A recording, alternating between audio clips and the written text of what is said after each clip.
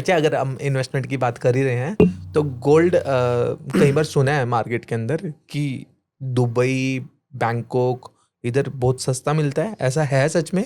और ज़्यादा प्योर मिलता है, ऐसा सुनने में आता है। हाँ दुबई का गोल्ड हाँ। Is very pure. सस्ते वाला part it's more like country to country gold very करते हैं। देखो गोल्ड का price overall world it's same. उसके बाद रेगुलेशंस क्या आ जाती है, टैक्सेशन सिस्टम।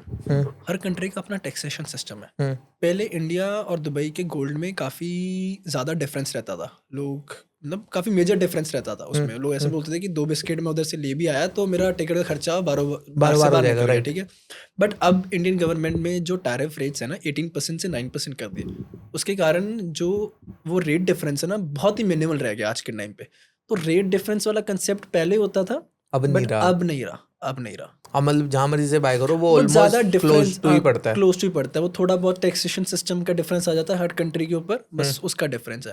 बट अगर आप जैसे आप बात कर रहे थे कि प्योरिटी तो यार all over the world same है। सपोज करो ना एक मेटल ले लिया आपने, अब मेटल की 100% प्योरिटी होगी। अब 100% प्योरिटी 24 कैरेट बोलते हैं उसको, ठीक है। 24 कैरेट इंडिया में भी वही है, दुबई जाओगे दुबई भी वही है, ऑस्ट्रेलिया जाओगे ऑस्ट्रेलिया भी वही है।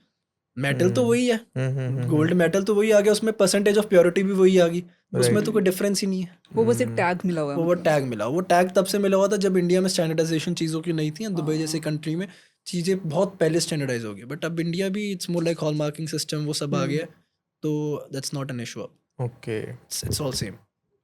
एक आजकल स्मार्ट गोल्ड बहुत आ गया है। जैसे आप बात कर रहे थे, बहुत अच्छा मेथड आपने बताया अभी बैंक के अंदर रखने वाला। एक स्मार्ट गोल्ड में लोग बहुत इन्वेस्ट करते हैं। What do you say about that? Gold, हाँ, ETF and gold bonds market में आ गया, डिजिटल गोल्ड जिसको बोलते हैं।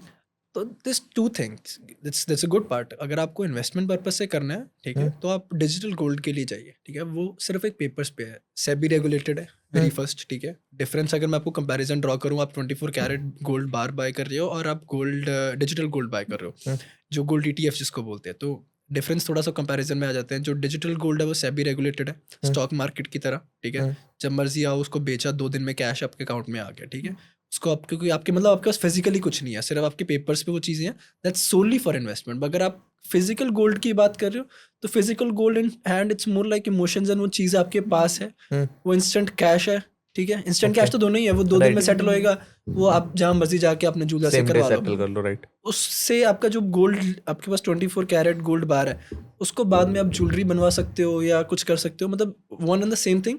अगर आपको सोली इन्वेस्टमेंट पॉइंट ऑफ व्यू से आपको गोल्ड में डालना है तो ETFs और गोल्ड बॉन्ड्स ये सब सेफर ऑप्शंस ये है। सेम ही वर्क करते हैं जैसे नॉर्मल गोल्ड वर्क करते हैं? हाँ, सेम प्राइसिंग है, same pricing. Okay.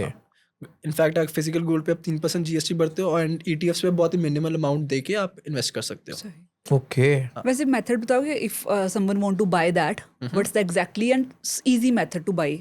Stock market की तरह चाहो आप ऑनलाइन वेबसाइट्स वेबसाइट नहीं, सेबी रेगुलेटेड है। जैसे स्टॉक मार्केट आप ट्रेड करते हो, है ना, तो वैसे सेम चीज़, आप स्टॉक बाय कर रहे हो किसी चीज़ का, वैसे आप गोल्ड ETF बाय कर सेम रहे हो, डीमेट अकाउंट से ही होता है? Demat same? अकाउंट से हो जाता है सब। अच्छा। हाँ, सेम सेम बाकी बहुत सारी एप्स भी ऑफर कर रही हैं, तो वहाँ भी सेफर है? सेफर है। बट अगर मैं बात करूँ थ्रू डीमैट अकाउंट अगर आप चीज़ों को करोगे, ठीक है, जो सेबी रेगुलेटेड ऑर्गेनाइजेशन है उनके थ्रू करोगे, that's a better option. Okay.